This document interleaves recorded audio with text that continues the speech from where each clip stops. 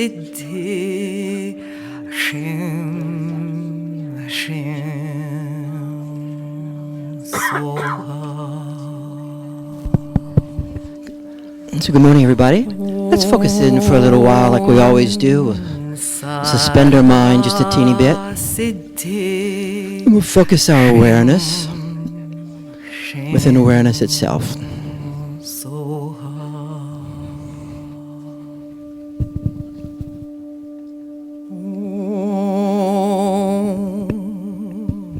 Sara Siddhi Shim Shim Soha. Just listen to this chant a little bit. Sara Siddhi Shim Shim Soha.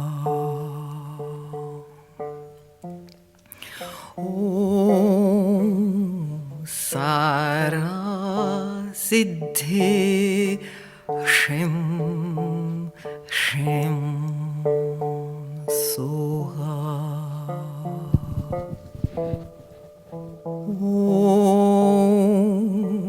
Sara Siddhi Shim Shim Soha.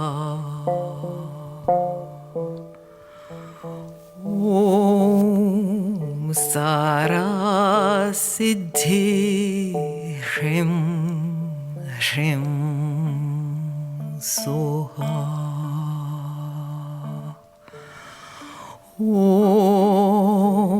Sara Siddhi Shim Shim Soha.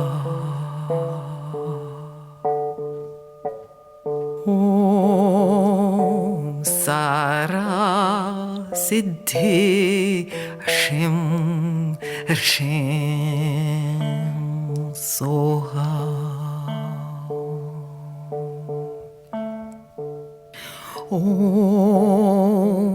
Sara Siddhi Shim Shim Soha.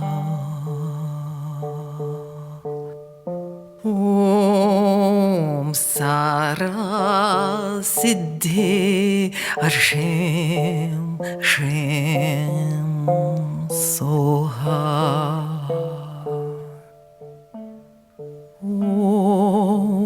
Sara Siddhi Shim Shim Soha.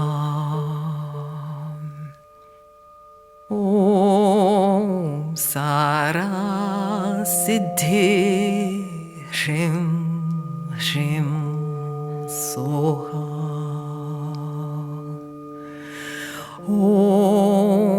Sara Siddhi Shim Shim Soha.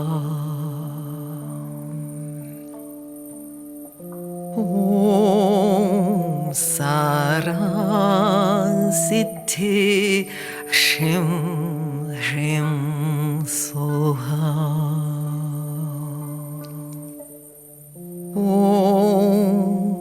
Sara Siddhi Shim Shim Soha.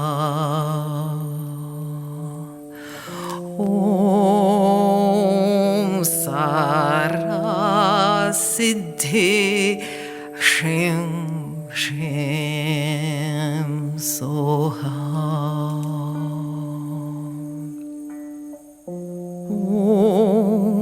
Sara Siddhi Shim Shim Soha.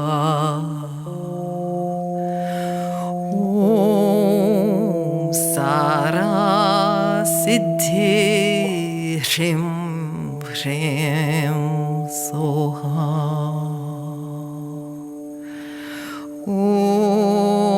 Sara Siddhi Shim Shim Soha. Om Sara Siddhi Hrim Shrim Soha. Om Sara Siddhi Hrim Shrim Soha. Om Sara Siddhi Shim Shim Soha. Om Sara Siddhi Shim Shim Soha.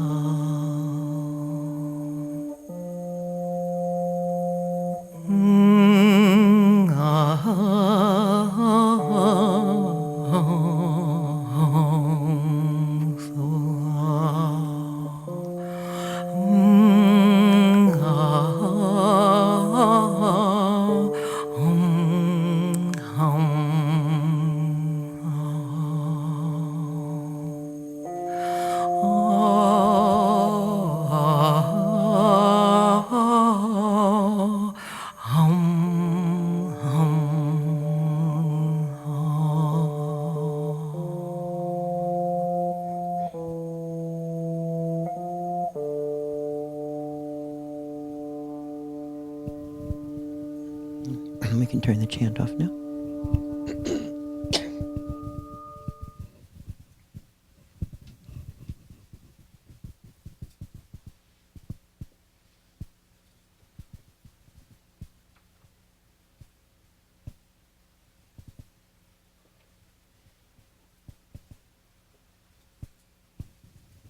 And let's extend the awareness of our bodies down into the earth, and up into the sky, to the heart.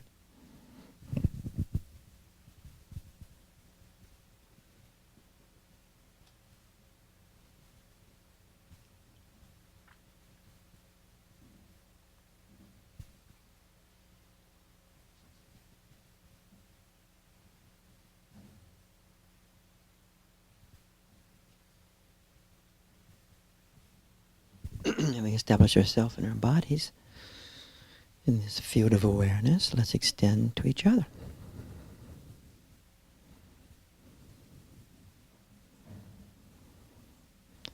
Inside to inside, direct.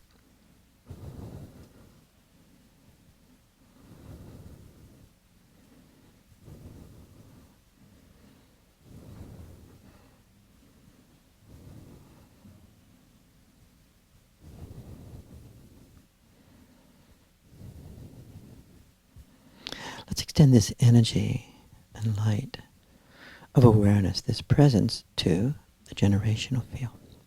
The ancestors, the mothers and the fathers and the mothers and the fathers, and friends.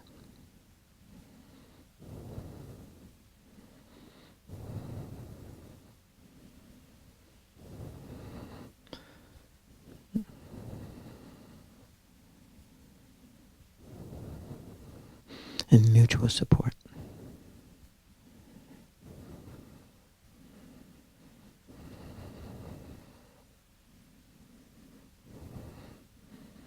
Let's extend to all the great teachers and yogis we've had the good fortune of meeting. We extend to the Dalai Lama. I believe he's in Washington right now.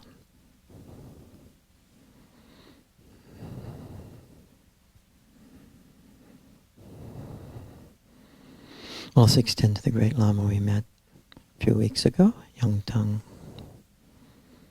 Rinpoche, who gave so many empowerments. The empowerment of the bodhicitta, the capacity to extend the field to the present, to the past, and to the future. The power of the dynamic, power of awareness. That one can easily become aware of awareness and live within the medium of awareness itself.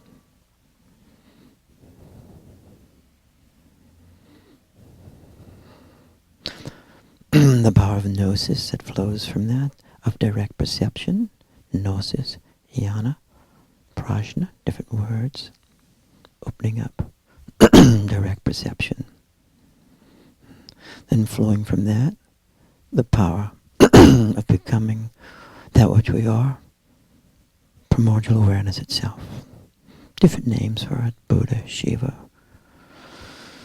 Allah, primordial awareness. But having that completeness in this life, the power of experiencing the Sambhogakaya dimension, the embodiment of the deities, experiencing those archetypical energies within one's own self and everyone else.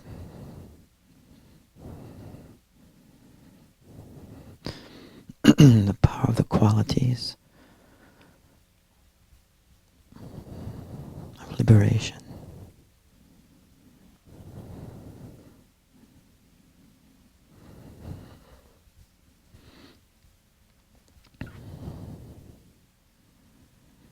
The power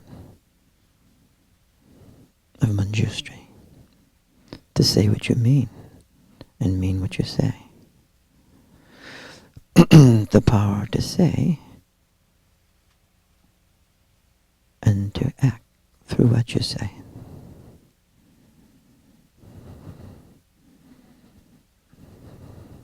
That there's no rift between speech and action.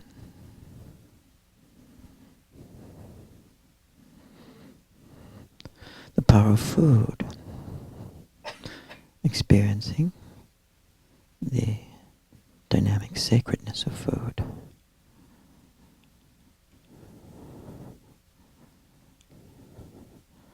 And how to consume food in awareness itself.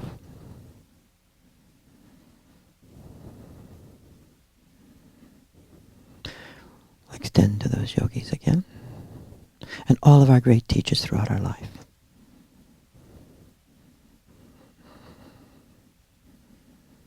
There's only one guru, the self-revealing light, in our own bodies and in the bodies of everyone else.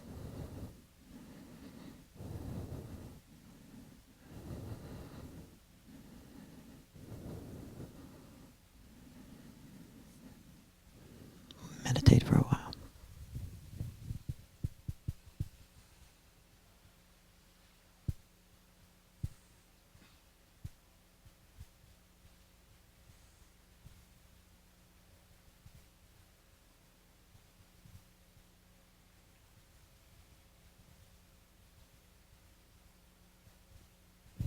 We'll extend to all the different traditions that we participate in, which are themselves the fields of knowledge, information, and light, articulated over the centuries.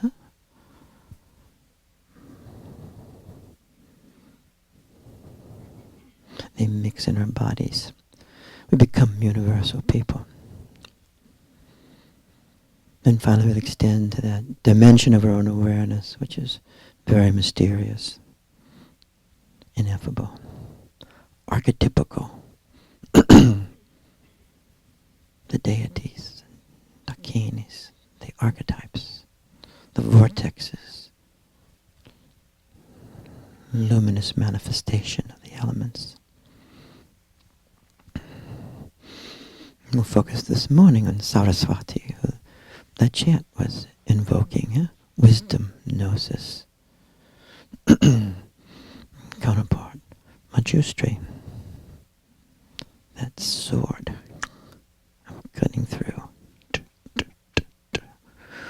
opening up the essence, the nature of phenomena for us and ourselves and others, the power of discernment and the power of discrimination. Like, what's happening?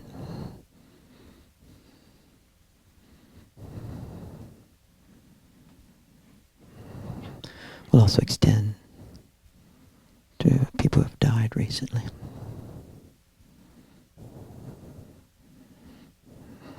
The light, supporting the light.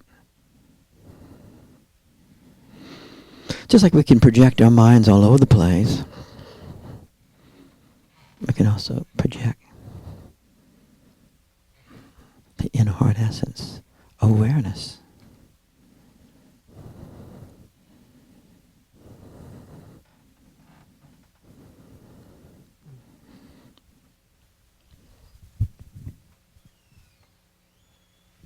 And Christina, who comes here, her nephew died, who she was so close with, just died yesterday, so we'll focus on her and her family.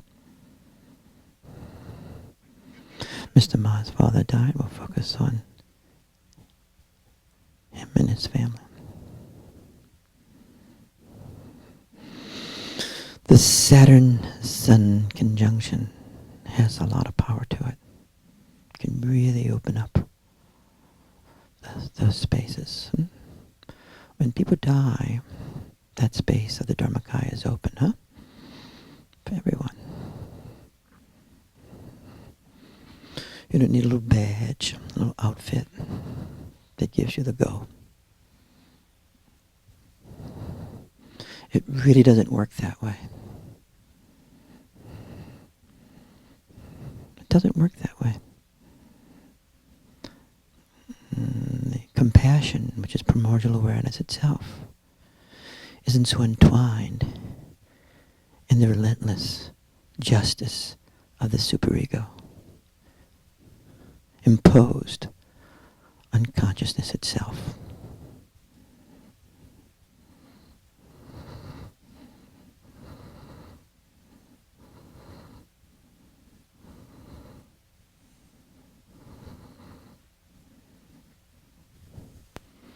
Really glad everybody's here. Let's stay in awareness meditating. And if you extend to me, I'll give a better talk. So we'll extend to each other.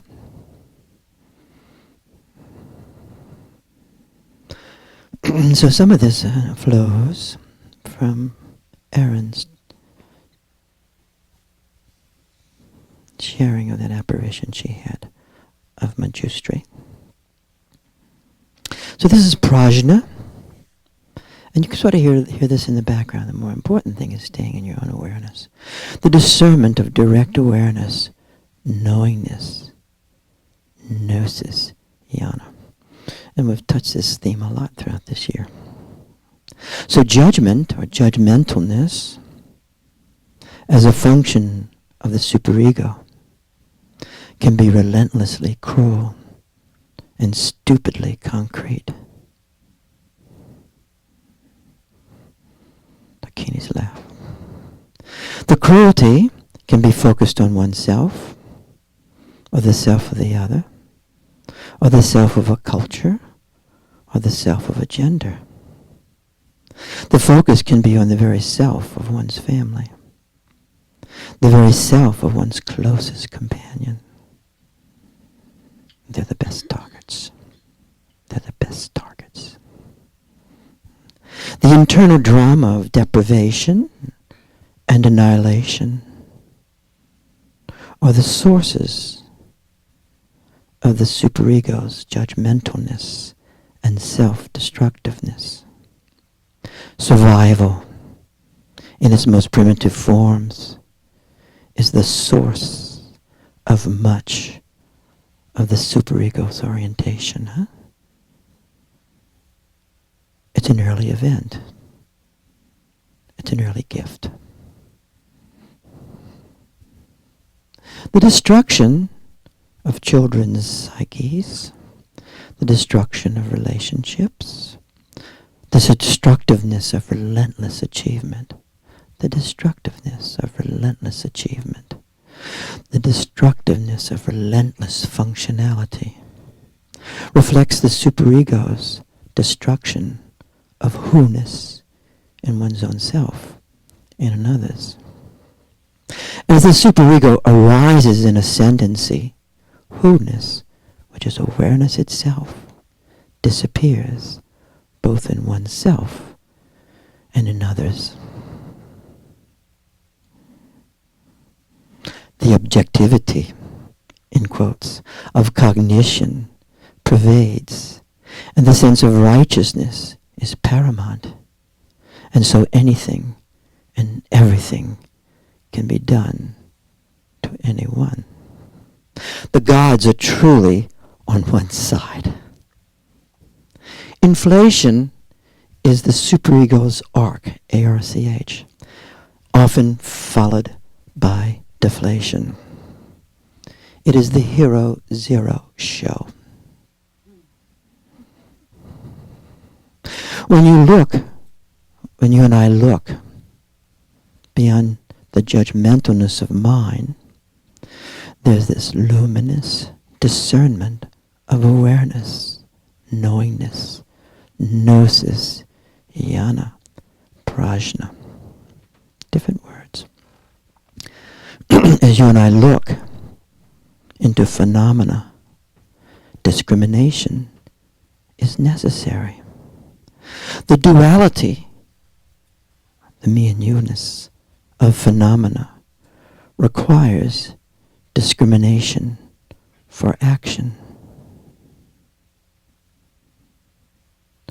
In the discernment of awareness, you and I are looking directly, seeing directly, gazing directly into phenomena and into the essence of phenomena simultaneously.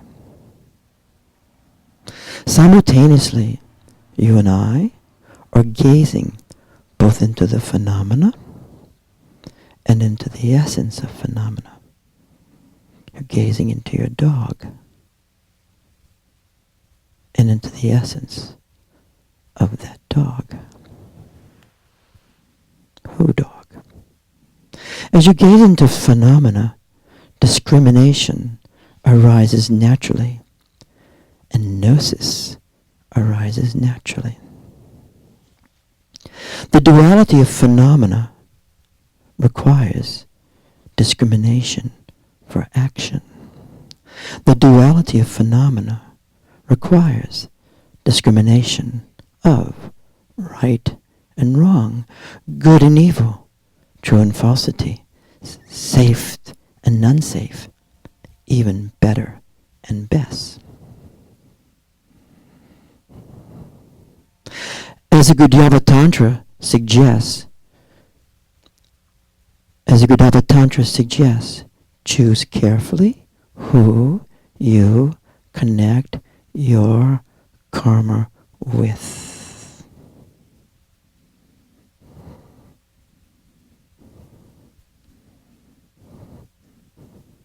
The Gurdjieff Tantra also suggests that the duality of phenomena arises from within the non-duality of primordial awareness. And so within duality, there is duality. Within the vast unbound sea of non-duality, there are the infinite currents of duality. I'm taking this primarily from the Nyingma tradition now. Not all traditions like this. Within the vast unbound sea of non-duality, there are the infinite currents of duality. And within duality itself, the me and you-ness itself is the basis of non-duality. Within duality itself is the basis of non-duality. Say yes if that makes sense to you.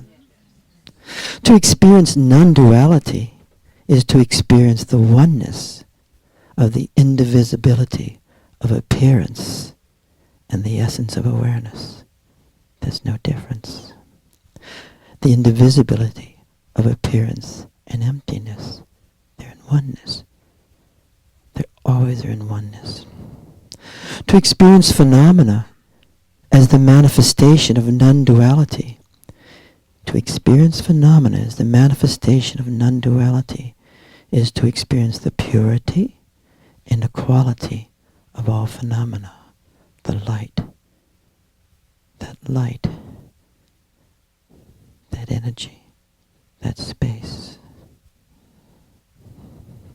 That was exquisitely described in that articulation of that metaphor of Manjushri, sword cutting through.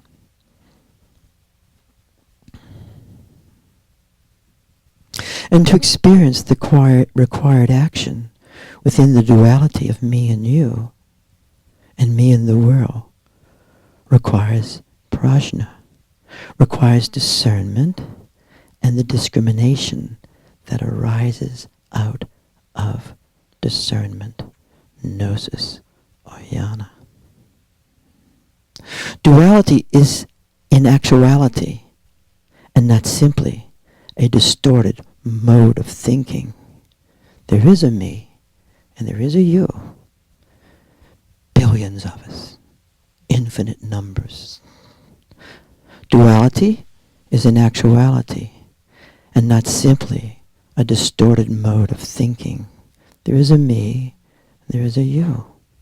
There are infinite singularities of phenomena, infinite differentiatedness.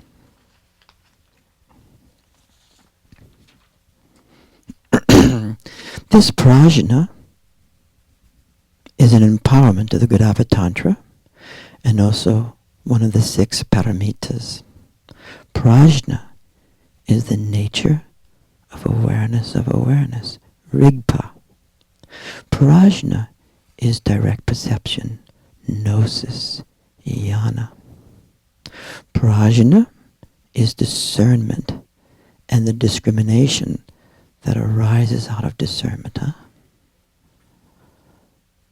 You guys following that? Say yes if you are. Say no if you're not. The multiplicity of phenomena of the world requires discrimination for action to take place. Compassion itself is non-duality, manifesting the dualities of phenomena. The great compassion itself is non-duality, manifesting the dualities of phenomena. Compassion itself requires discrimination for our actions. As the Shiva Sutras declare, knowledge is action. And so action requires the discrimination of prajna. Prajna is the remarkable direct focusing into the non-duality of luminous radiance of awareness within the duality of phenomena. Isn't it amazing? And gazing into the duality of phenomena within the non-duality of primordial awareness simultaneously. Prajna is simultaneously gazing into duality and non-duality. Of course, you don't have to believe any of this. Some forms of Eastern philosophy declare that only non-duality is real, and duality itself is a delusion. And in fact, duality does not exist. This view can unhappily result in a lack of agency, a lack of action, passivity, and vast submission. As phenomena is experienced as unreal and without validity, passivity and the lack of agency takes place. If one sees only goodness, only purity, only the light of non-duality, and the singularity of the reality of phenomena itself is foreclosed, then there's a dissociation between the signification of experience and the luminous essence of phenomena. Don't go, please. There's a dissociation between the signification of experience and the luminous essence of phenomena. Do you follow that?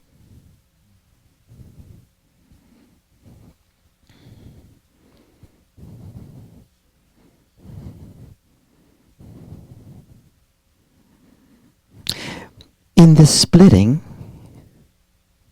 the path of phenomena and emptiness is foreclosed. the path of appearance and awareness is foreclosed. The path of one's life is no longer the path of realization.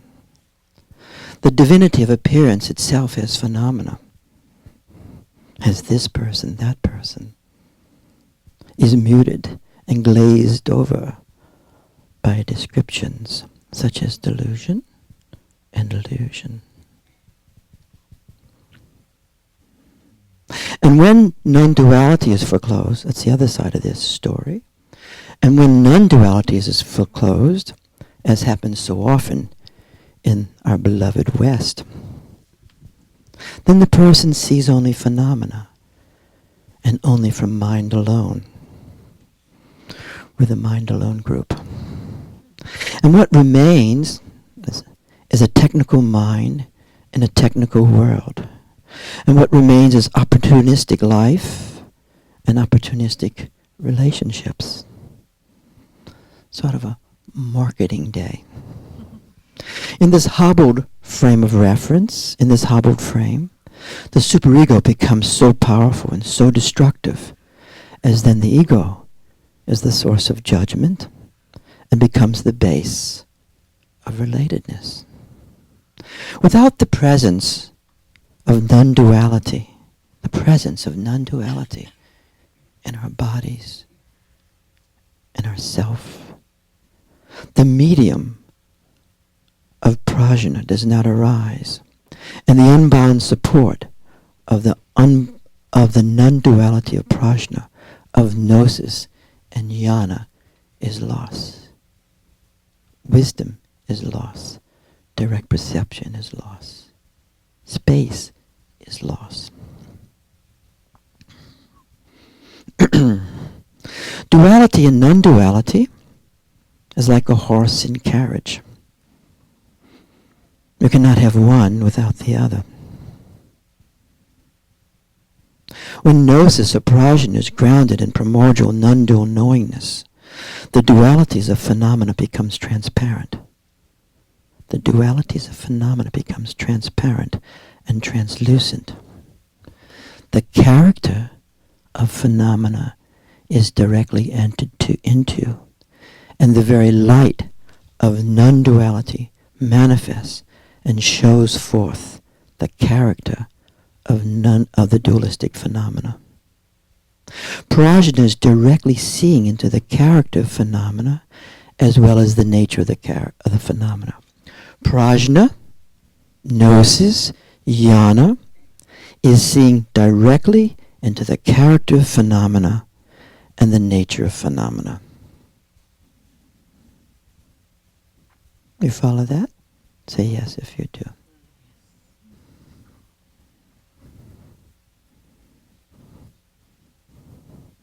Mind and awareness are in oneness, non-dual, at that moment. The non-dual light within phenomena itself reveals the character of phenomena.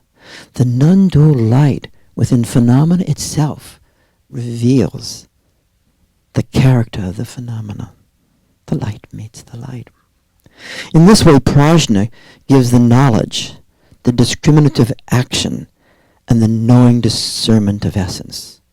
It's like the sword. In this way, prajna, or gnosis, or jnana, different words, same thing, gives the knowledge for discriminative action and knowing discernment of essence. Say yes if you follow that. Say no if you don't. In this way, prajna, gnosis, jnana, different words, different moments, and different texts, so to speak, gives knowledge, knowingness for discriminative action and the knowing discernment of essence. This beast is coming towards me. This beast that is light, luminous light, as the form of this beast coming towards me right now.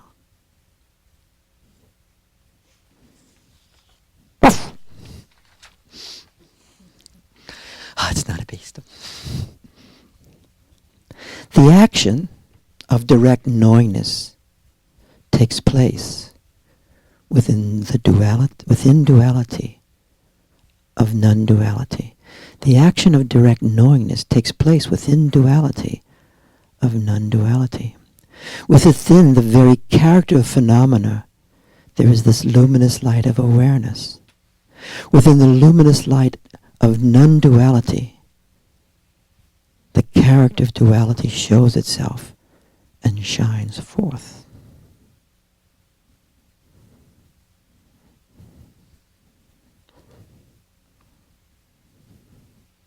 By relating to the phenomena of duality, the pervasiveness of non-duality is completely experienced.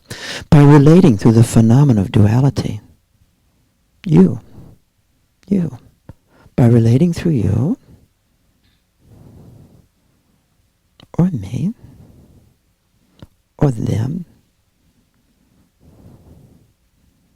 the pervasiveness of non-duality is completely experienced and supportive, and are relating to the dualistic phenomena of our circumstances.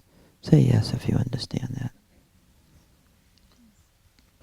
Natural liberation takes place with the unfolding of dualistic phenomena within the context of this timeless non-dual prajna. If you forget about your circumstances, as in let me out of here, you are creating an obscuration.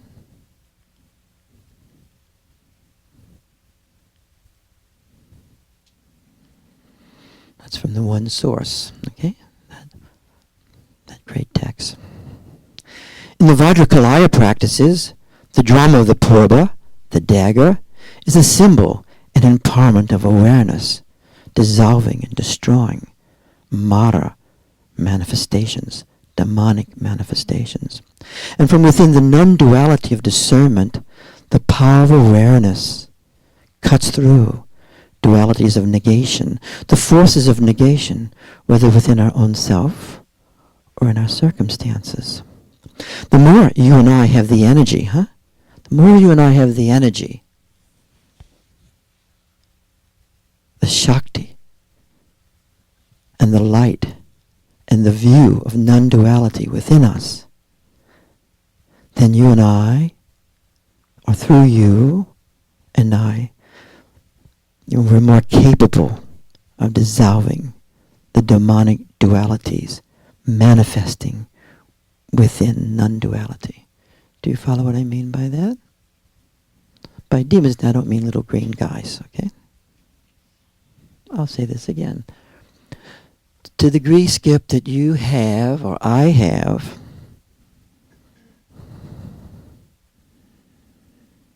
the connection of embodied awareness, primordial awareness, to that degree, the purba, which is only a symbol of the cutting through capacity of awareness. You can more easily cut through obsessional states, right?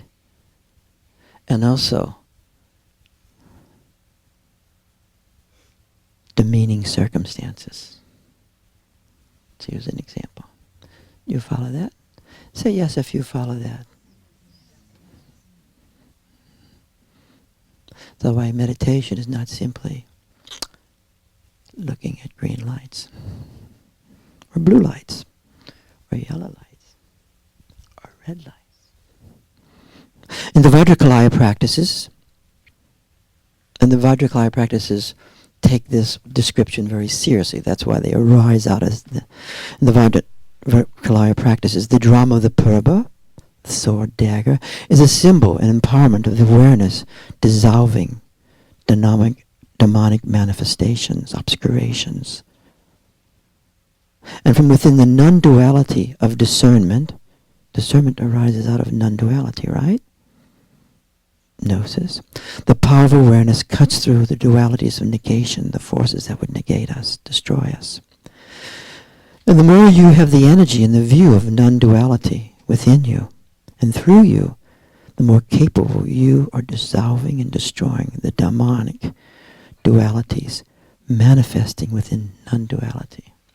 At the level of primordial non-duality, there are no demons, neither are there gods. But at the different levels of form, of the Sambhogakaya dimension, which I happened to meet one time, or Nirmanakaya appearances, that's when bad things really happen. You with me? Bad things really happen. Terrible things really happen. Unless you don't think they exist.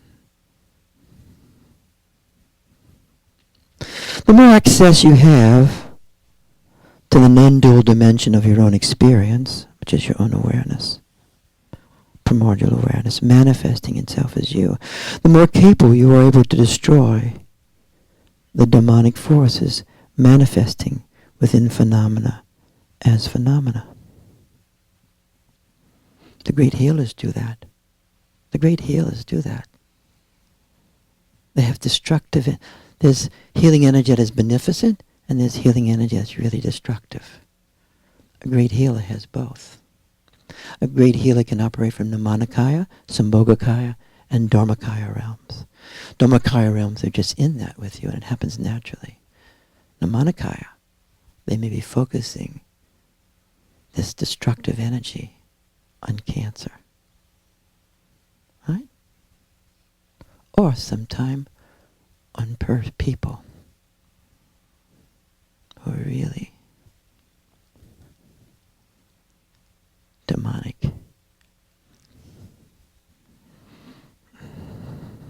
Padmasambhava was a master of that. Padmasambhava did not take shit. You should read his life.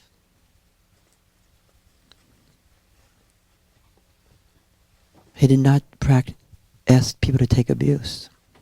Some Muktananda was not a teacher of it's good to take abuse for the sake. Spirituality and masochism get so close at times, doesn't it? You can follow that if you want, because actually no one cares. That is true. So the more access you have to the non-dual dimension of your own experience, the more capable you are of destroying the demonic forces manifesting with phenomena.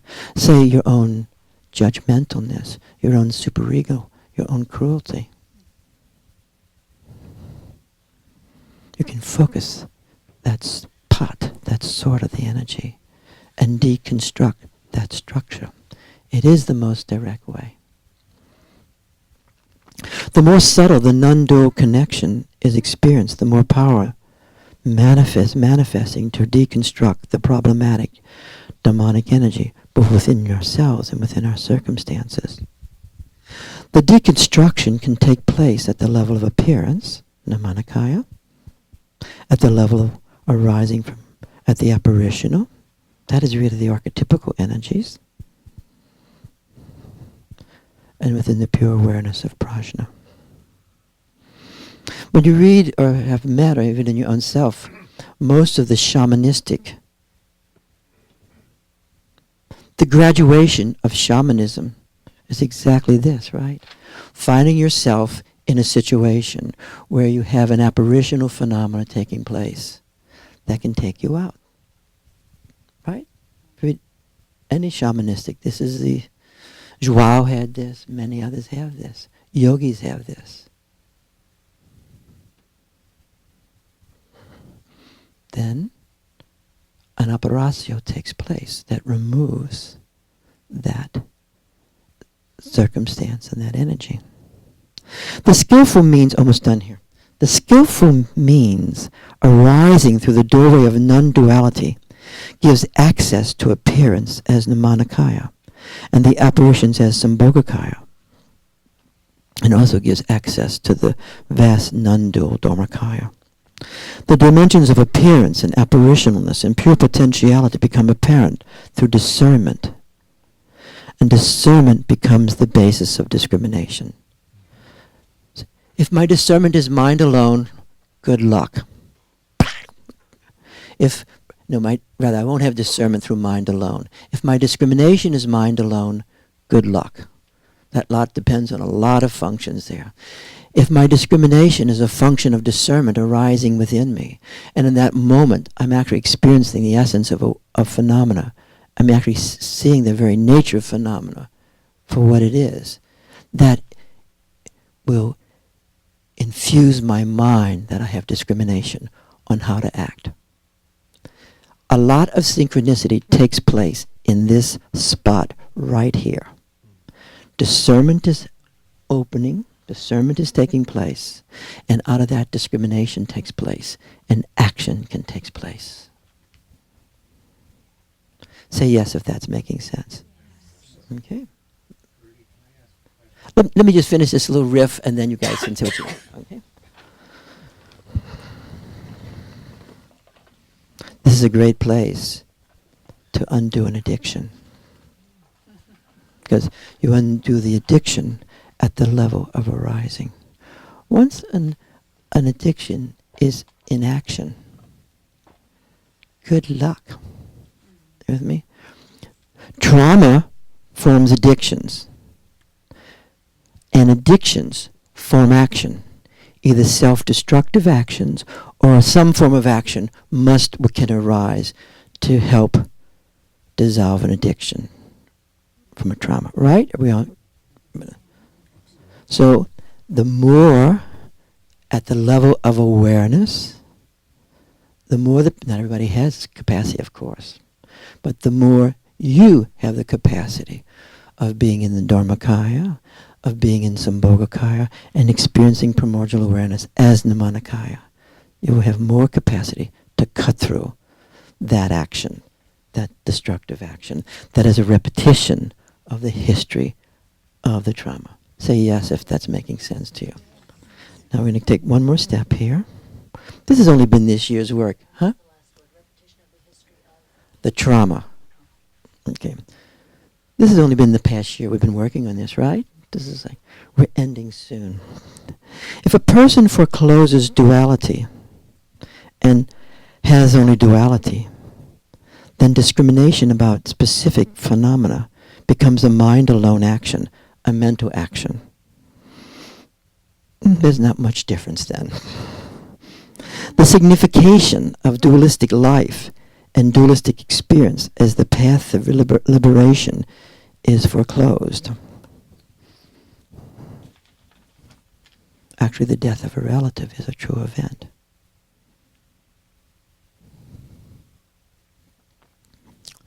The path of appearance and awareness is foreclosed, and the path of liberation becomes the archetypical path of apparitions and gods alone. So some traditions, the path is primarily apparitional. Say yes if you understand this. And it's an archetypical path of apparitions and God alone. Is that a valid path? Yes, it is. Is it completely valid? Completely valid. I have a prejudice it's going to disappear in time, because this is a time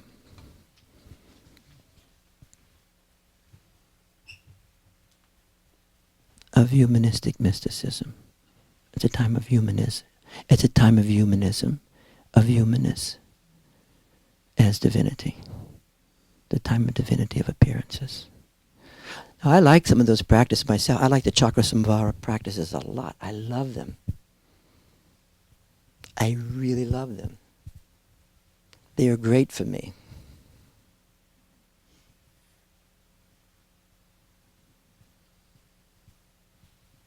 They don't necessarily touch what's happening in the present. Finally,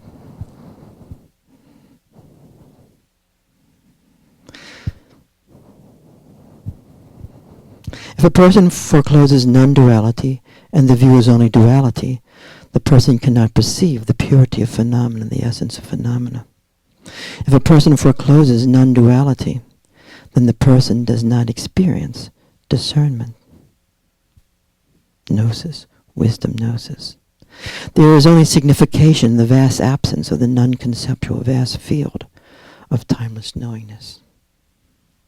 Mind and awareness brings forth discrimination and discernment. As our mind and awareness enter into non-duality, liberation is really taking place. Finally, dear people with great patience, dualistic experience is highly deterministic. You may have noticed that. Do you ever notice that dualistic experience is highly deterministic?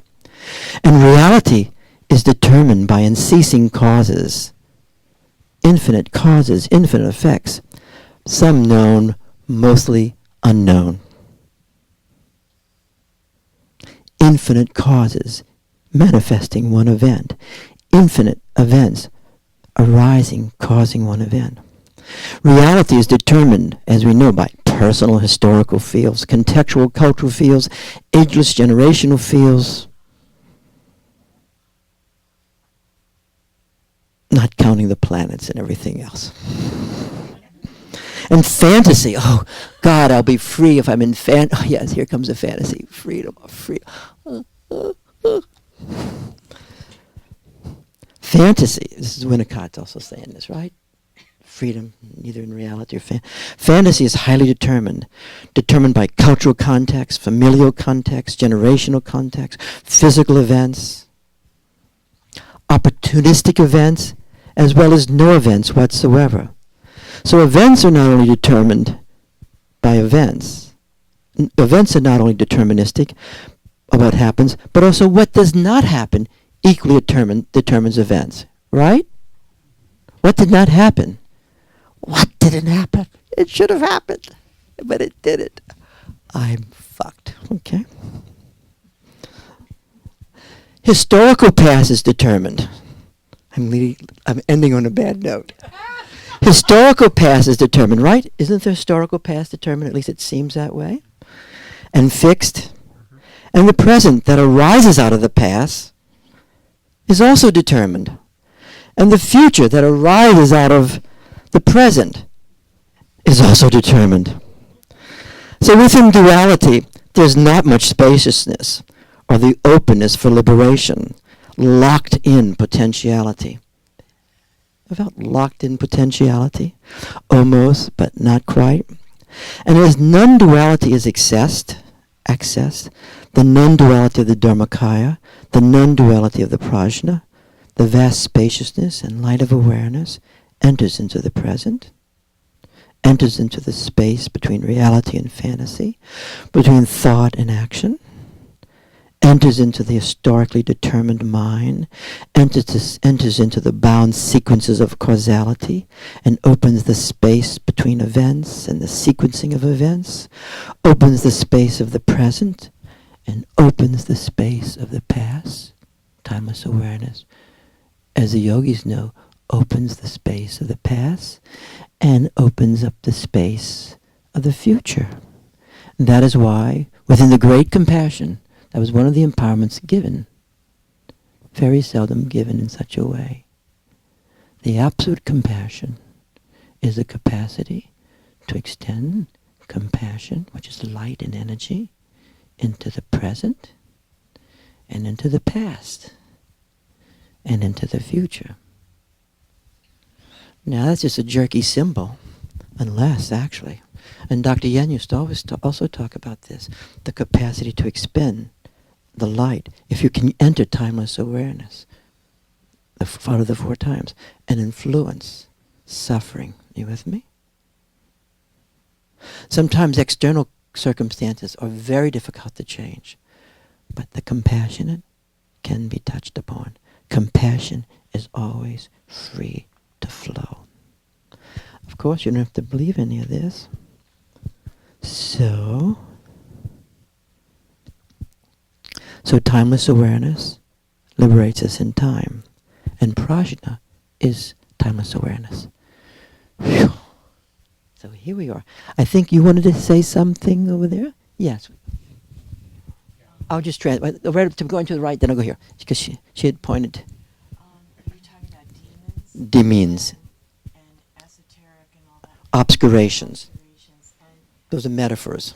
yeah, and so I feel like I'm in grade school, but in dealing with this issue with Home Depot and their confusing messages to me over this really expensive project, and 3 hours on the phone in the last 2 days with them, getting nowhere, and being, in my opinion, infinitely patient. And then finally, Go to Lowe's. business arose. Take action. Well, what happened yesterday is finally the fierceness. It was like the fierce, but I'm in grade school because I'm not to Demons yet. I'm only at Home Depot. The fierceness arose, and I just said to this customer service person whose English was her second language and she wasn't trained properly and she had no authority, and I just said to her with this fierceness, I said, if this is not resolved within the next hour, I am coming into Home Depot in person, and I'm going to go to your manager and withdraw, use my possibility to withdraw my $5,000 project out of Home Depot, and I will take it somewhere else. So if you don't get me somebody who can solve my issue within the hour, in an hour and a half, I will be at Home Depot. Regardless of what you think you can resolve, then you will not have my money. Within 5 minutes, I had a manager. Well, what happened was that fierceness, as soon as I talked to this man who had authority, knew what he was talking about, my entire fierceness dissolved back into patience. I didn't do this on purpose. It was just like Spontaneous. spontaneous. And then he called me this morning and he said, I'm going to change my schedule till tomorrow, Thursday, and drive over and pick up your flooring because it was delivered to the wrong place and bring it to your house. I'm so glad you shared that.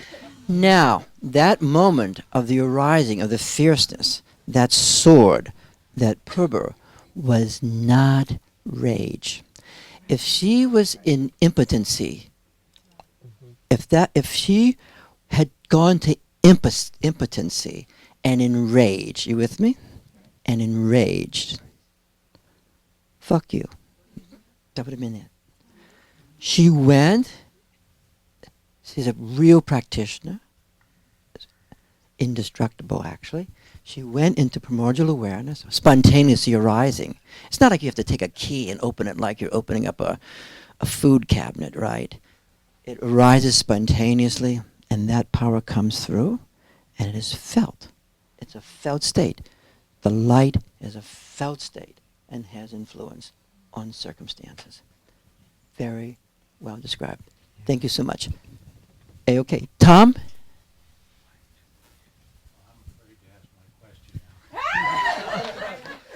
Be brave. Mine's a little airy-fairy. We need that type of person here, you know? Plus, you're going on vacation next week. Where you going? Switzerland and Italy.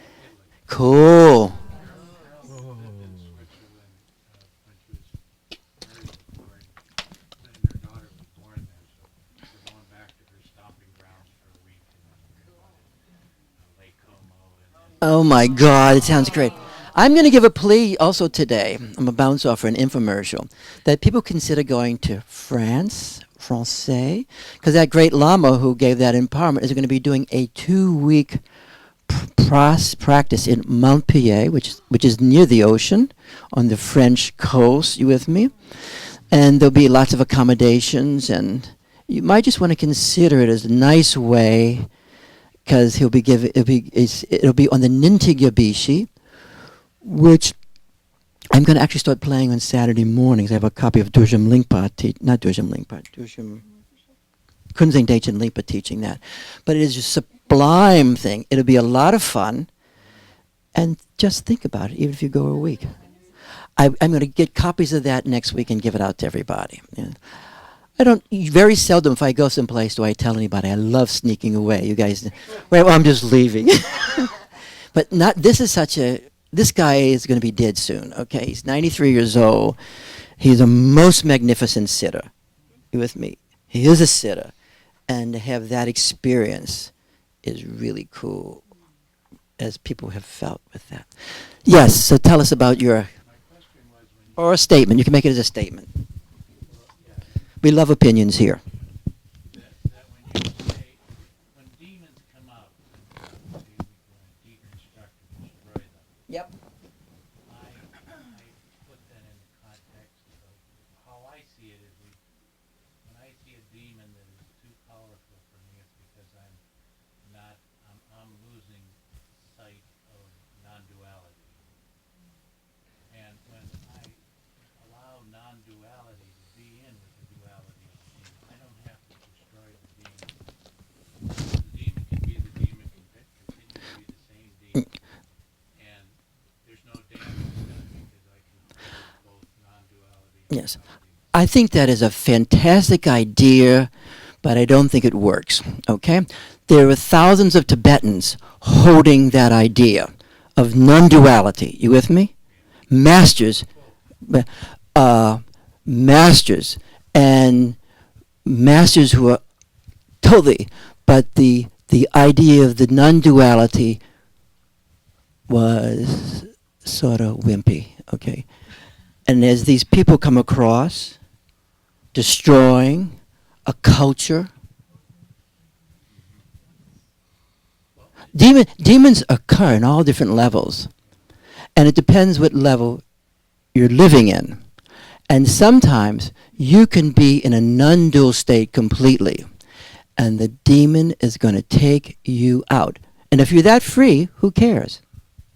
But then it's not including the duality too. If I include the duality, I get the power to do things like Kay did. If you include the power of duality, you're not going to be simply at the non-dual level. That's what I said. Yeah, go ahead, say it again. I said the object is to hold them both. And I can hold the both. I can hold the non-dual and the dual. Okay. That's, to me, I mean, but what I heard you first say, and I'm really glad Tom's always bringing it, that if I'm simply in a non-dual state, there are no demons or gods around me. And at the level of the Dharmakaya, that's true. But my body is in Nirmanakaya. And if I can be in a non-dual state in Nirmanakaya, I'm going to have a dualistic otherness coming at me with a machine gun. And I can be completely in duality, non-duality. And what non-duality is going to help me do is take out the guy with the machine gun. why? Because he's going to kill everyone I love. And the great compassion will help me take that person out. And release him, as they do, to liberation. And the reason is because when people are killed and there's murder, that becomes an obstruction to us, and we can't, because it's so demonic that we can't hold. Not at all. It's because part of the great compassion is protection. An entire aspect of the Enigma tradition where my prejudice lies is in protection. Much of the function is protection. So the great compassion is not the compassion to hear no evil, see no evil, and feel no evil, because I'm not quite here. I'm in the big blue sky. But rather the protection of innocence and people. The great compassion is a sword. It is both completely beneficent, and it has the capacity to protect everyone. And this is a very tricky topic here. I'm so glad Tom's expressing it. He's expressing it extremely well. And nonetheless, yes? To protect from what? From what takes place on the Nirmanakaya level. People who will destroy you and destroy those you love and destroy your culture and create vast amounts of suffering, even if you've escaped because the gods are on your side and you're escorted out. Well, isn't this where prajna comes in the sense that what I hear in Kay's story, which can be globalized to the true demonic that's happening in the Dharmakaya, is it came spontaneously from within, from the light, and that there's egoic wars where perhaps there didn't need to be wars, but there's also that discrimination and discernment of using that light when it comes spontaneously. Is that the discrimination? It also allows you to see what the character of the situation is. The non-duality, you will see light. You know, even the Buddhas don't see other Buddhas, if you buy that. But in terms of the scriptures, the Buddhas don't see other Buddhas. Longchenpa makes this very. They don't see other Buddhas. They don't even see individuals. They see luminosity. The Buddhas don't see Buddhas, okay? So, you live in different dimensions. Each different dimension can have certain demands. You do not simply live, the non-duality permeates Dharmakaya. In Dharmakaya there's no form. The non-duality permeates Sambhogakaya. And even in Sambhogakaya there will be demonic creatures there. And in Nirmanakaya, non-duality in Nirmanakaya means you have the direct perception of the nature of the phenomena and the discrimination on how to deal with it. And how to deal with it. That's why there's an action component to this. In certain dimensions there's no action. And certain requirements of phenomena, the requirements of phenomena, And the action may be to kill them, it may be or may not be. or it may be to kiss them. Or it could be the kiss them. But there's some action on the level of the Manakaya, of flesh. There are actually 3 movies. I very seldom see movies. I'm chatting today. But I saw 3 movies this weekend. Netflix, of course. I don't get out much. So we just hung around and did some movies, and I worked on this talk a little bit. And the first was Lincoln. What a fantastic movie. Dharma.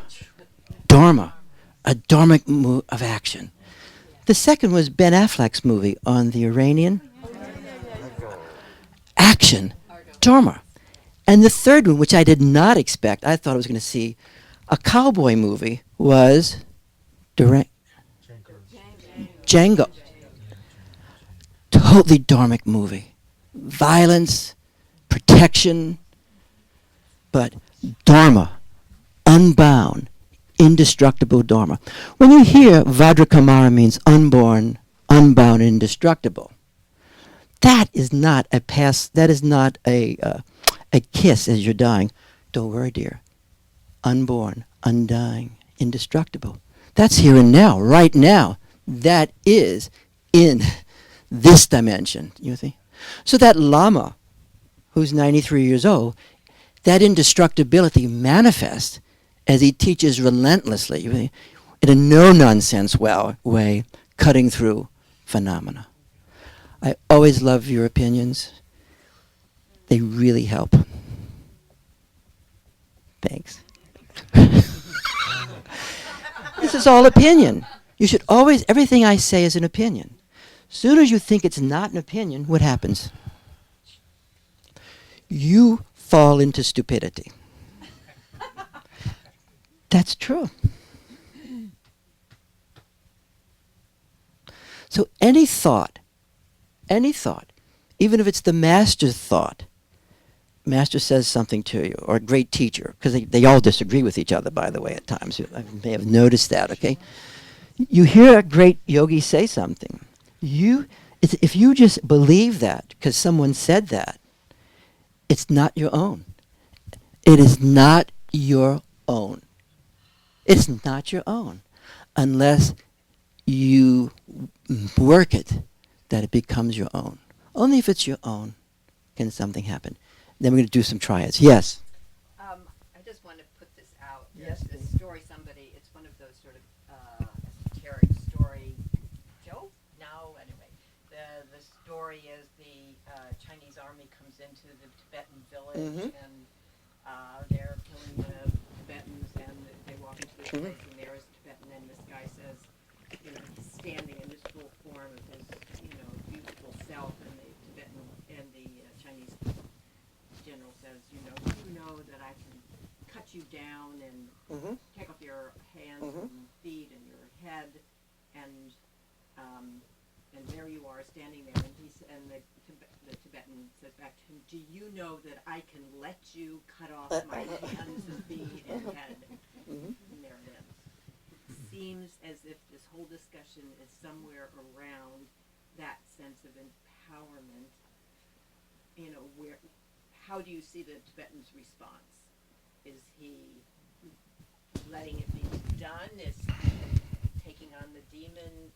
What is his stance? I think the real question for myself is how I hold that story. Not the story, but how I hold Dharma, right action, and protection.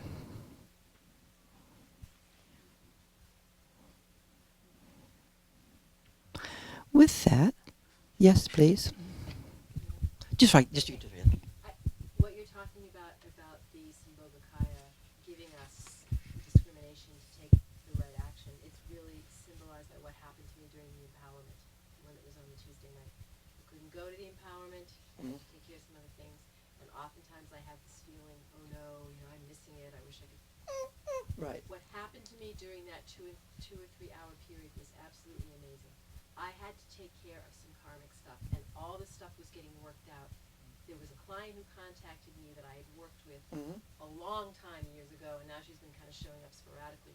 And the last time I worked with her, I knew I was finished. I was no longer willing, because she is not taking responsibility for what she does with her pain. She tries to put it on to me.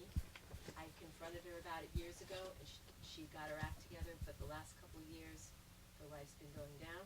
So she contacted me during that time. It was not about empathy. I knew exactly what to do. It was gracious, but it was not about empathy. It was about the highest action to protect myself and to get her where she wanted to be. And immediately she got to another person that I know can help her in a better way. But my karma was done. And all of this was getting taken care of in 2 or 3 hours. No doubt that I was receiving an infusion from that. I knew that I was not supposed to have the empowerment because I needed to take care of other things karmically, and I had no doubt about that. And that's a real mission for me. If I have to miss something because I have to work, no doubt. So finally, as we end, the topic today has been masochism. The topic for today has been masochism and suffering for the sake of love. You with me? And suffering for the sake of love is very, very powerful. You with me? And sometimes suffering for the sake of love is really necessary and true. And sometimes suffering for the sake of love is for the intrinsic experience of submitting, which has its own pleasure, and where one thinks out of past experience, if I submit enough, something good will happen to me.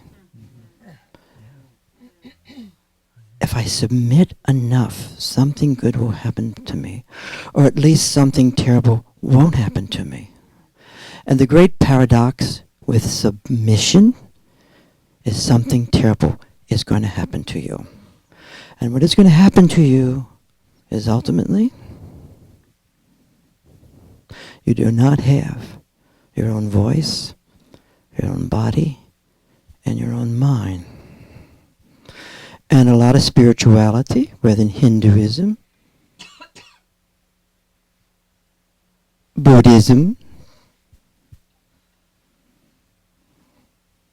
Islamism, 1,000 virgins. Maybe not. Can't be found. Catholicism, all the isms, is closely allied with masochism. Because of the alliance of a lot of religion with clericalism, which is the superego personified. Don't believe any of this. Please don't believe it.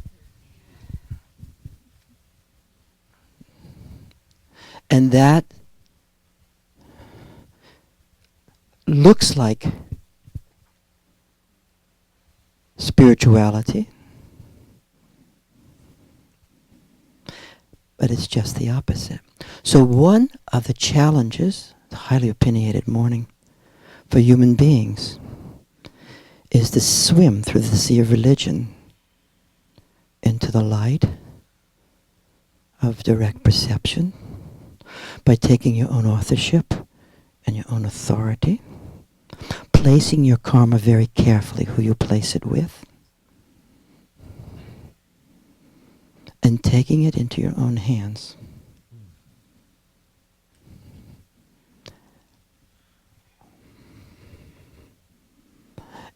And you're able to hold the light of the heart, beneficence, and also the fierceness of protection.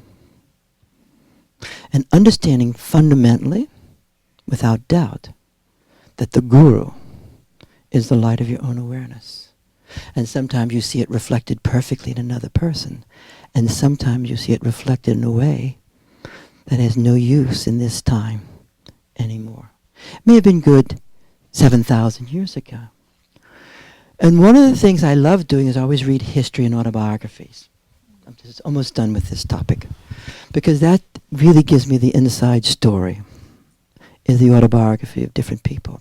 And if you go through the history of Buddhism, the first 400 years was dependent origination alone. And then that changed went into the Mayamaka frame. You with me? Emptiness.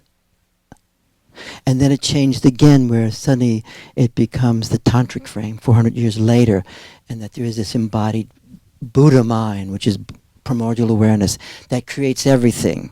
You with me?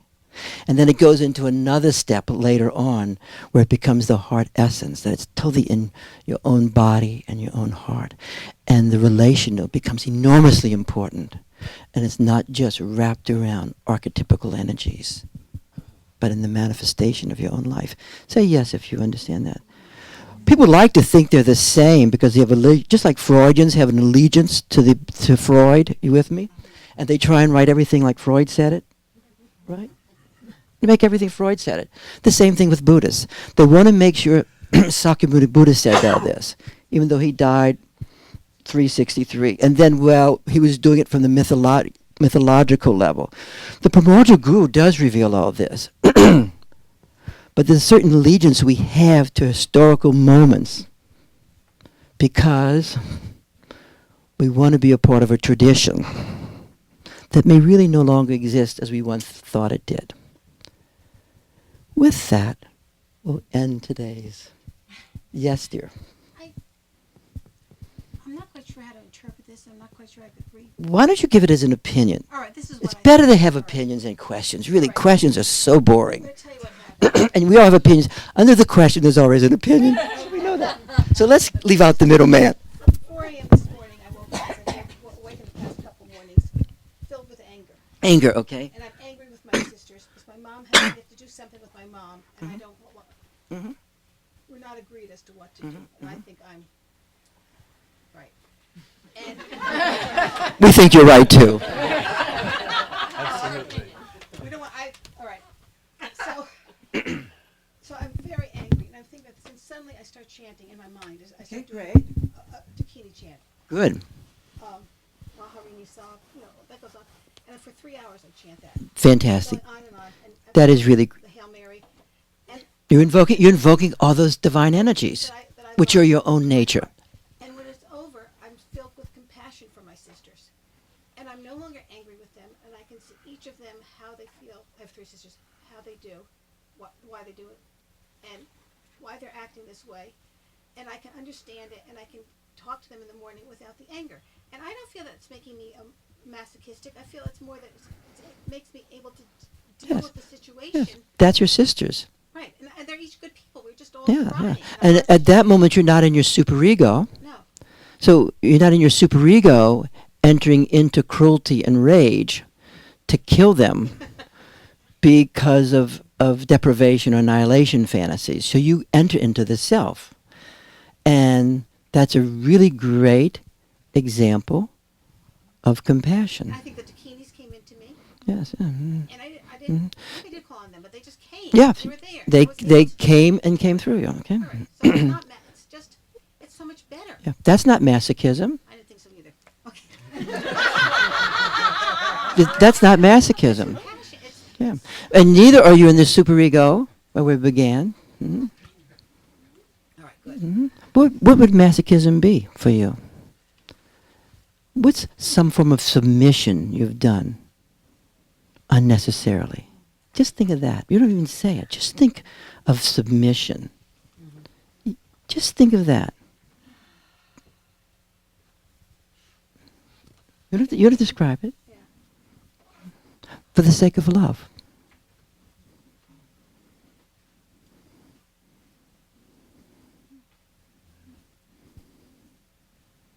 That just makes me angry. Hmm. Now, when you feel the anger,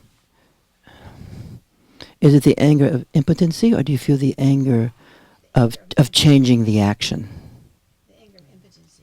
Okay. Can you consider the anger of impotency, rage, is not what this discussion is about? So why don't you, since you actually have a capacity to invoke the archetypical, you see them, you actually are a Sambhoga. So suppose you invoke the Tromanagma, the fierce mother. You with me?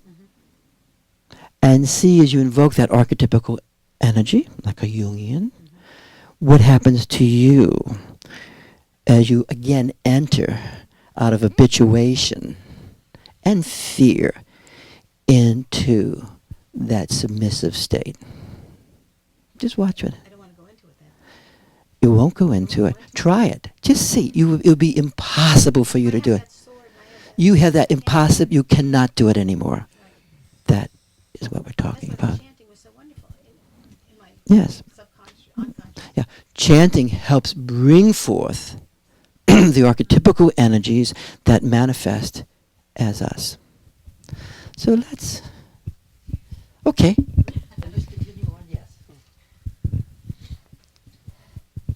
So with the invitation of go into a time you've submitted and exploring the masochistic aspects of it. So there's the submitting part.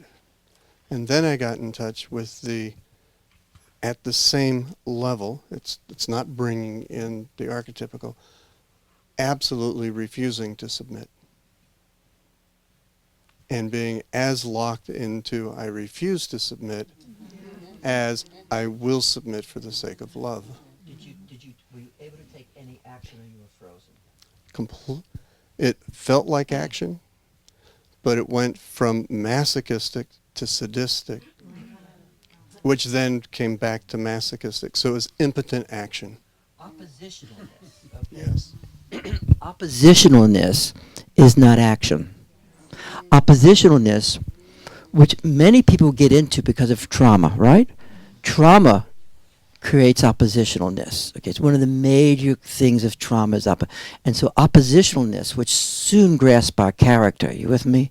And then it's really not the best way to go through life.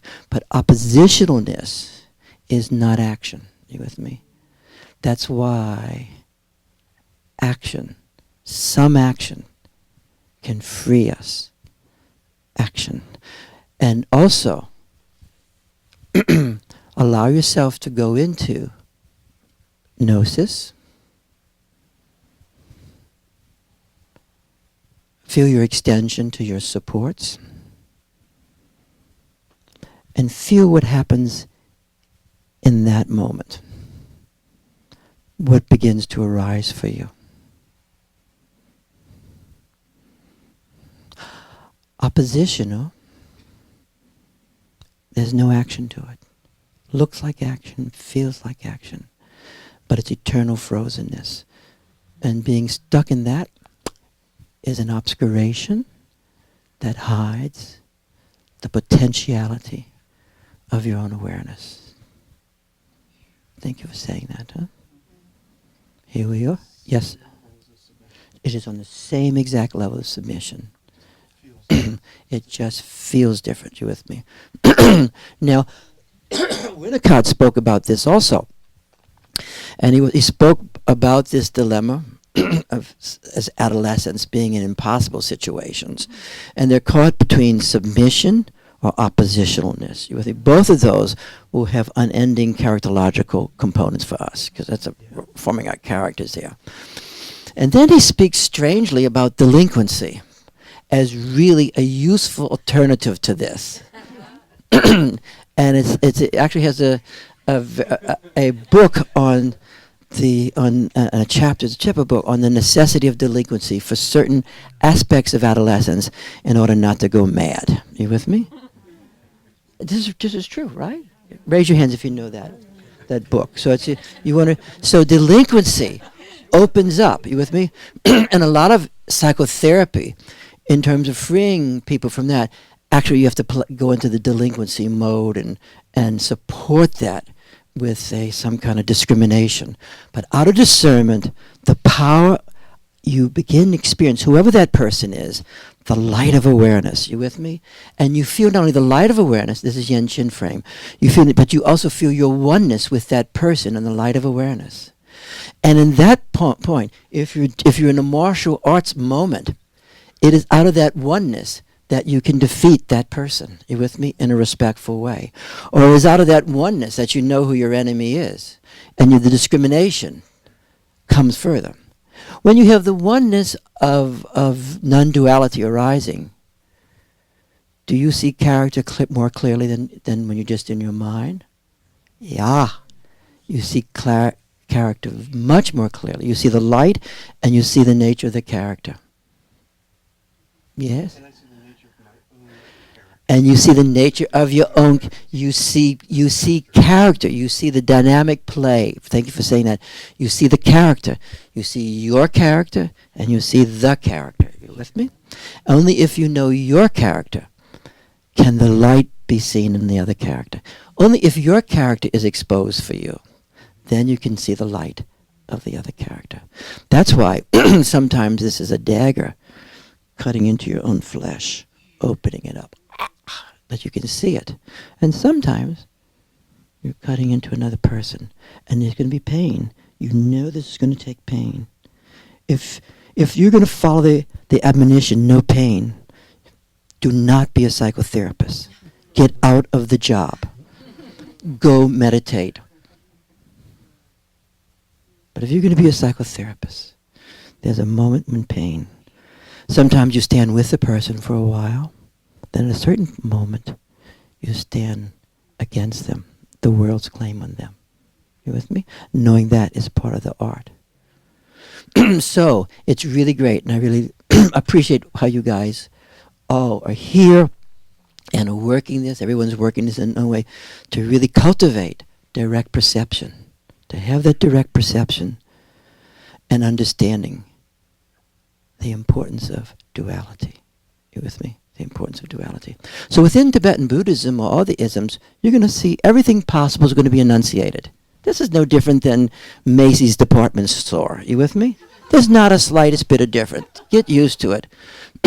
I happen to like blue or white, and I like phenomena. You with me? It's always meant something to me. And I also like the light of awareness, non-duality, and phenomena being there. And I also like compassion, the capacity to extend, which we've been doing for years, to each other and to everyone else. Because when you extend the great compassion, you're actually also ultimately extending perception. Right? And that's why we all meditate. The requirement to be in the seminar is that you have to meditate every day. Without it being cumulative, nothing will happen. It'll be an event. Meditation is not an event. The ongoing continuity of awareness is not an event. The ongoing continuity of awareness is essential to what the light of awareness is, to what non-duality is. And if it's a sporadic moment and you're an event person, even if the whole room turns blue or green or red or yellow, that only indicates you have capacity, but you're not using it. That is an obscuration. That is an obscuration of the highest sort. You with me? And I'd like people to read. Jim, would you mind? There's a little blue book over there, The Sovereign Lord, or was it yeah, just can you pull it? Is that it? Yeah, that's it. Would you throw it over here? Merci. So, this book I asked people to read. Would you mind considering reading? It's called The Sovereign All-Creating Mind, The Motherly Buddha. And also Namkhai Norbo has one called The One Source. Okay, this is a fundamental text of Dzogchen. Pretty much everything I've said today is around this text. You with me? I use a little different flavor, but this is a book that is really great to read. The One Source. Okay, the ones. I'll put it upstairs. You can see it. I'd like you guys to read that. And if you want, since we're doing books today, there's another book called The Wisdom of Manjushri. Okay? It's a very great book, and you can order this from Blazing Saddles. No, not Blazing Saddles. Blazing Wisdom. Blazing Wisdom. And you can order from there, and it's really great. And how I run this seminar, when something comes up and people share it, that's where I follow where the conversation, believe it or not, I actually follow the conversation more or less. So because she shared that great story. Look at it. Oh my God, Sharon Bauer has a name in this book. She does.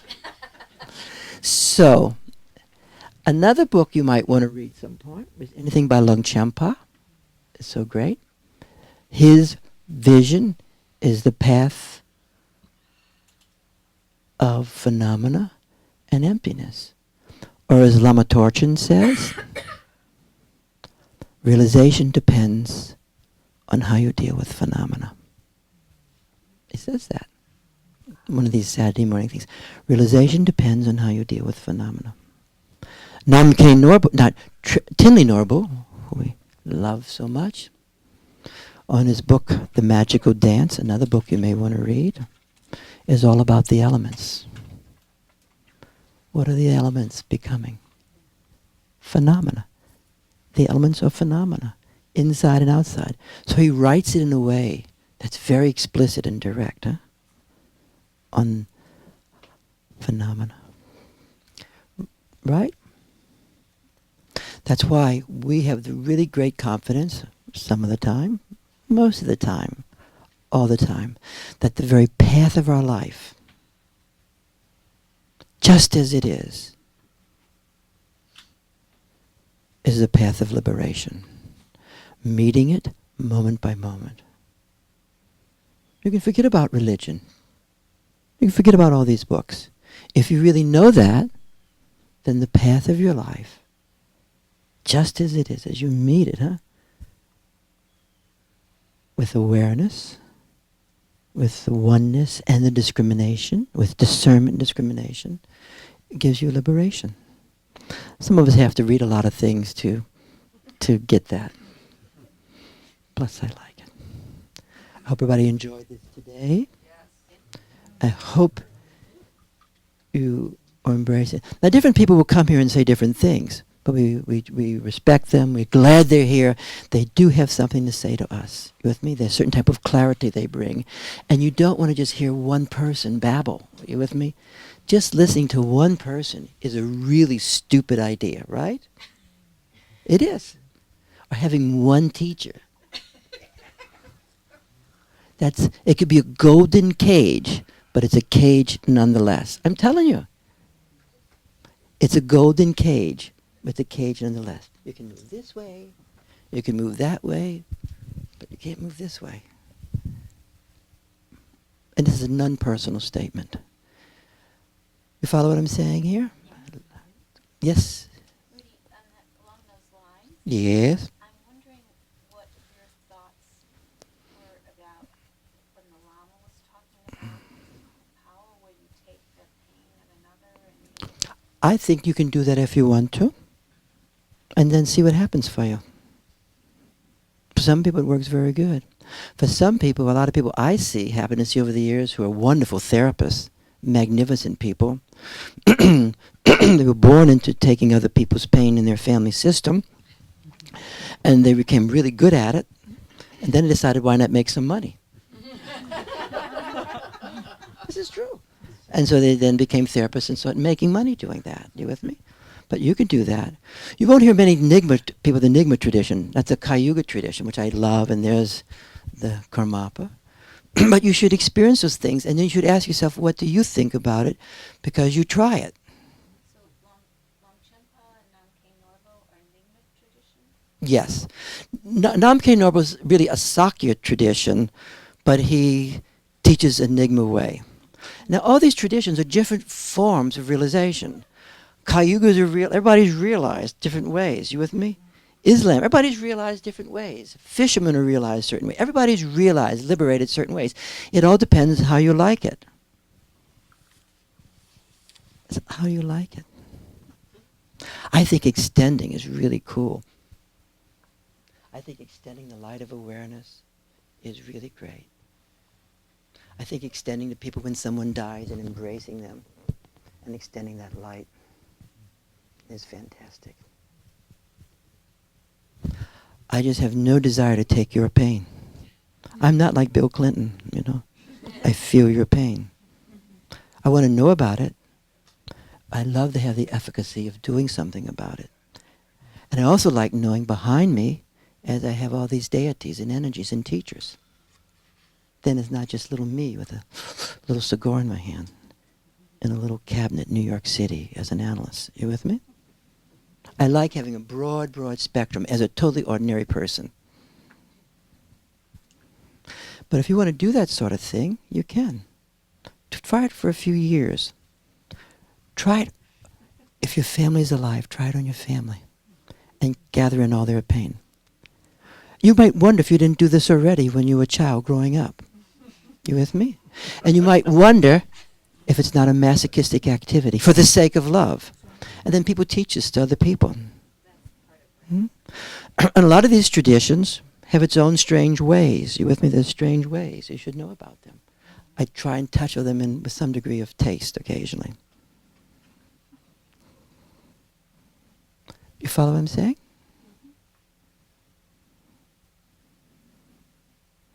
What do you think about this? For you? Well, certainly my own karmic journey has been one being born into a family with a lot of pain. And I'm discerning how to stay connected in a loving way with people who have that much pain without pain myself. Yes. I will say to you this, and this is for everyone knows, there's probably not one person in this room who was not born in the family with a lot of pain. Part of being reborn as a bodhisattva, a person who has some learning and gifts, is you're going to be born in places where there's pain. Manjushri is born in all sorts of places, and he's born as all types of distorted creatures, living with distorted creatures, in order to help free people from pain. You with me? But in not one place does he internalize their pain. Your capacity, which you are very good at, of invoking the light and in sending the light, and have it influence your discrimination, where you're not submitting to the pleas of suffering people to take their pain into your body. Everyone is in pain, wants someone to share their pain. That's the it's natural. Right? Missouri loves company. Yes. That's true. We do. And it works for a part, but it does not work as direct as extending the light of your own awareness into them. Can you do that? You have that capacity? What's it like to have that capacity? Very free. And it's fun. And there's a lot of joy. Does it work? It works for me, and it sometimes means that at least I sometimes have to hold a very big container for others, because in the moment it may look like it's not working. Because I can't always tell if it's working. Does it work in the first minute? Not necessarily. When you It works for me. Yeah, at that but moment. when you experienced awakened awareness through someone's transmission, did it all happen the first moment? I mean, there might be that experience in the moment. There might be that experience in the moment. It's always been an unfolding. Tell me one thing in life that's not an unfolding. Everything is an unfolding over time. The manifestation of primordial awareness is a time-based experience. And one of the things that's great is it all has to do with time. Isn't that great? What's it like to think about time unfolding and your own unfolding and where you're at now with the light and the energy and your perception, which we all know being with you is quite wonderful.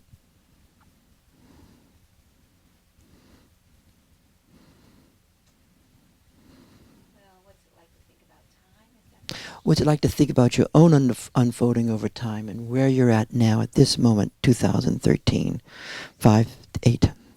What's it like for you to know that about yourself, where you're at now?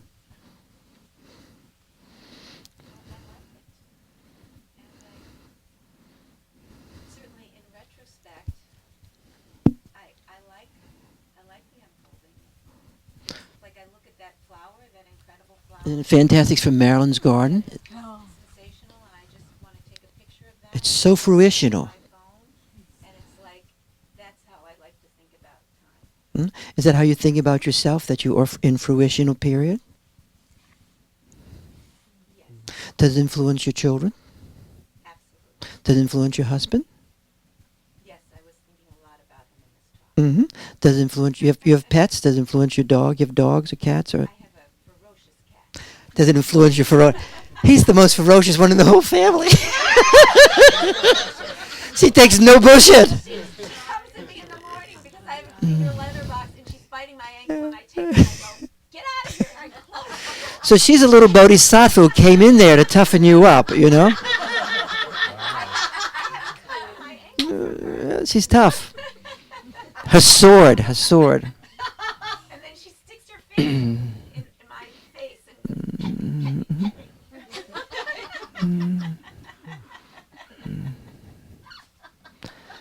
Hope everybody had a good time this morning. We'll see everybody next week. And think about France. Think about it. I think August 7th to August 14th. It's like 7 days or 14 days. I'll get the whole thing next week. I'll make a little thing out. Or I'll give it to Amy, and Amy can send it out to everybody. But to think about it, it'd be really fun. And this guy's a real deal. He's fun. I don't want to say he's fun. You know, one of the things interesting too, when he's open, he's always has his mouth open. Sometimes he just sits, his mouth is open. And it's a superbly classical way of the transmission of the light. And he just sits and gazes. He gazes. And he does it. When I was in California, he did it hour after hour after hour. It's like he just keeps going. Indestructible. But not indestructible beyond phenomena, you know. Indestructible in his actions. Right? Thank you, guys. See you later. Hasta la vista. I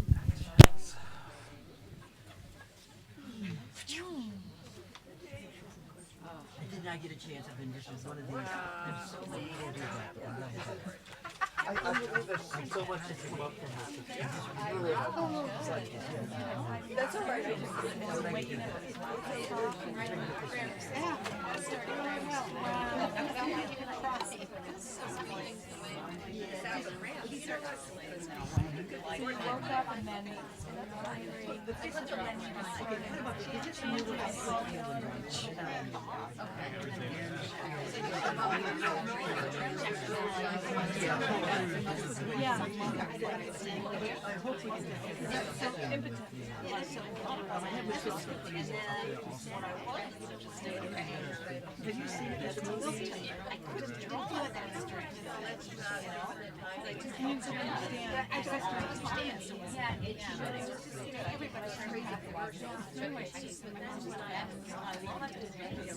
It doesn't show up here.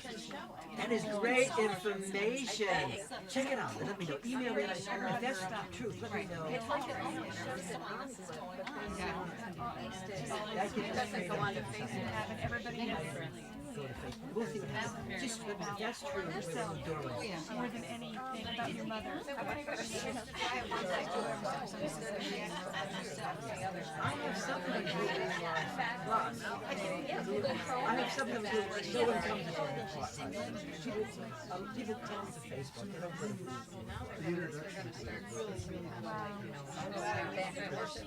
It's almost like a PhD.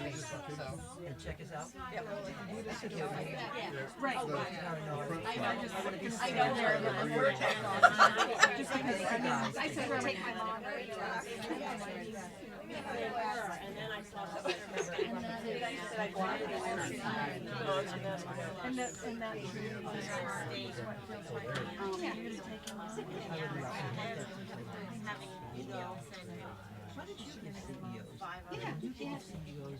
It costs $3,000 to get CEO credit to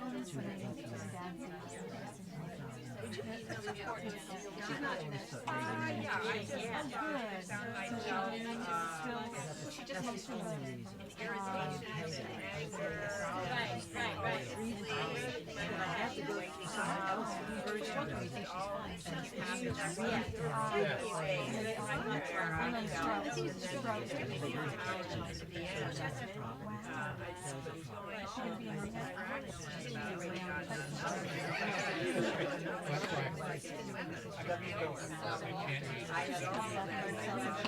all the issues.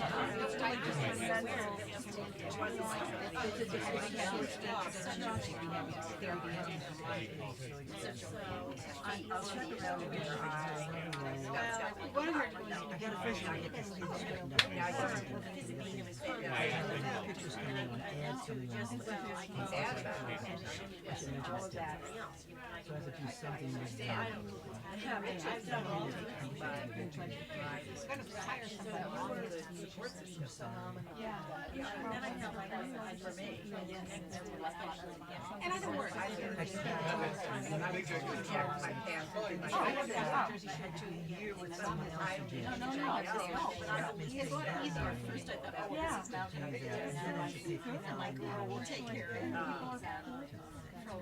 Oh no, they are before that, but that's the decision. Right, exactly. Come to our decision through all of your. I'm not going to that. Virginia board, and see the Virginia board offers I had Maryland board. Maryland board was doing it. I did that in DC. See, I had the Maryland board. It was DC Come up, step up to the plate.